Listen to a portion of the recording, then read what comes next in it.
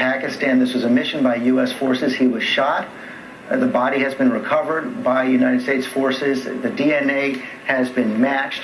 So President Obama will address the nation to say that the man who was responsible for the 9/11 attacks in 2011 and the deaths of so many Americans has been killed. And here comes the president now.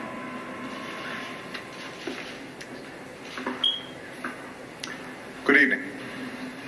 Tonight, I can report to the American people and to the world that the United States has conducted an operation that killed Osama Bin Laden, the leader of Al-Qaeda, and a terrorist who's responsible for the murder of thousands of innocent men, women, and children. It was nearly 10 years ago that a bright September day was darkened by the worst attack on the American people in our history. The images of 9/11 are seared into our national memory. Hijacked planes cutting through a cloudless September sky, the Twin Towers collapsing to the ground, black smoke billowing up from the Pentagon, the wreckage of Flight 93 in Shanksville, Pennsylvania, where the actions of heroic citizens saved even more heartbreak and destruction.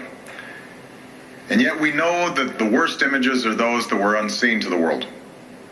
The empty seat at the dinner table, children who were forced to grow up without their mother or their father, parents who would never know the feeling of their child's embrace, nearly 3,000 citizens taken from us, leaving a gaping hole in our hearts. On September 11th, 2001, in our time of grief, the American people came together. We offered our neighbors a hand, and we offered the wounded our blood. We reaffirmed our ties to each other and our love of community and country. On that day, no matter where we came from, what God we prayed to, or what race or ethnicity we were united as one American family. We were also united in our resolve to protect our nation and to bring those who committed this vicious attack to justice. We quickly learned that the 9/11 attacks were carried out by Al-Qaeda, an organization headed by Osama Bin Laden, which had openly declared war on the United States and was committed to killing innocents in our country and around the globe. And so we went to war against Al-Qaeda to protect our citizens, our friends, and our allies. Over the last 10 years, thanks to the tireless and heroic work of our military and our counterterrorism professionals, we've made great strides in that effort. We've disrupted terrorist attacks and strengthened our homeland defense. In Afghanistan, we removed the Taliban government, which had given bin Laden and Al-Qaeda safe haven and support. And around the globe, we worked with our friends and allies to capture or kill scores of Al-Qaeda terrorists, including several who were a part of the 9/11 plot. Yet, Osama bin Laden avoided capture and escaped across the Afghan border into Pakistan. Meanwhile, Al-Qaeda continued to operate from along that border and operate through its affiliates across the world.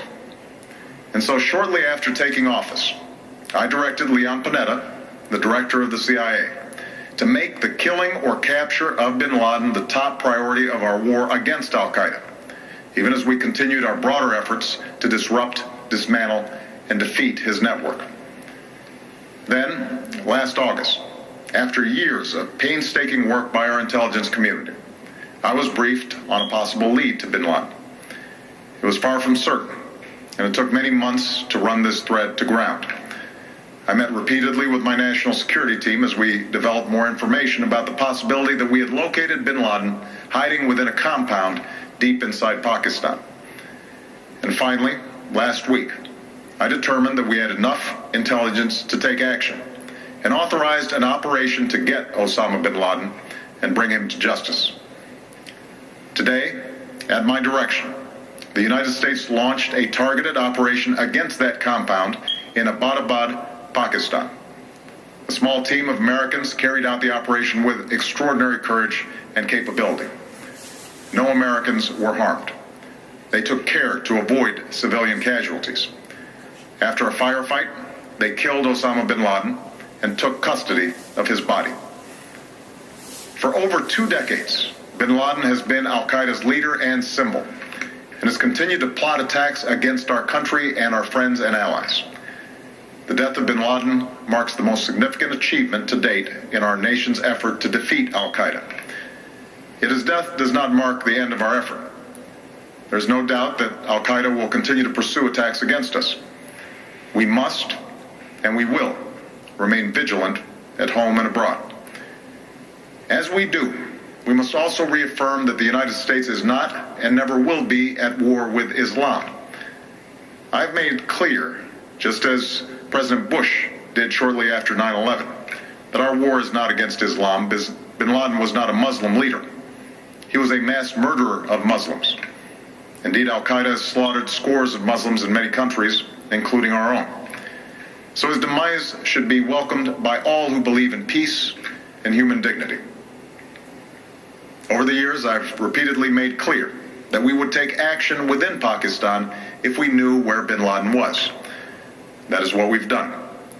But it's important to note that our counterterrorism cooperation with Pakistan helped lead us to bin Laden and the compound where he was hiding.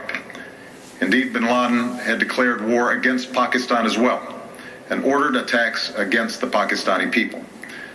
Tonight, I called President Zardari, and my team has also spoken with their Pakistani counterparts. They agree that this is a good and historic day for both of our nations. And going forward, it is essential that Pakistan continue to join us in the fight against al-Qaeda and its affiliates. The American people did not choose this fight. It came to our shores and started with the senseless slaughter of our citizens. After nearly 10 years of service, struggle, and sacrifice, we know well the costs of war. These efforts weigh on me every time I, as Commander-in-Chief, have to sign a letter to a family that has lost a loved one, or look into the eyes of a service member who's been gravely wounded. So Americans understand the costs of war. Yet, as a country, we will never tolerate our security being threatened, nor stand idly by when our people have been killed. We will be relentless in defense of our citizens and our friends and allies. We will be true to the values that make us who we are. And on nights like this one, we can say to those families who have lost loved ones to al-Qaeda's terror, justice has been done. Tonight, we give thanks to the countless intelligence and counterterrorism professionals who've worked tirelessly to achieve this outcome. The American people do not see their work nor know their names. But tonight, they feel the satisfaction of their work and the result of their pursuit of justice. We give thanks for the men who carried out this operation, for they exemplify the professionalism, patriotism, and unparalleled courage of those who serve our country.